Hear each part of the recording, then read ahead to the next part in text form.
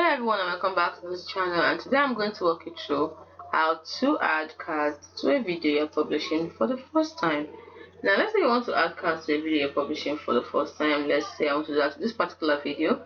So I've uploaded this video. You want now to upload, click on create and then choose the file. So once it's uploaded, you click on details. So I'll show you how it looks. This is it. So you can see details, monetization, video elements, and other video elements. You're going to see the option for cards, add cards. So you click on add,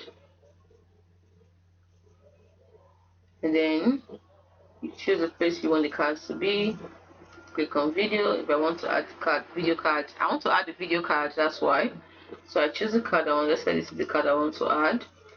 Add the next one. You can add 2 or 3, it's your business. And then you click on save. We don't want to click on this card changes, and then you continue editing your videos. So that's basically it. Hope you found this video helpful.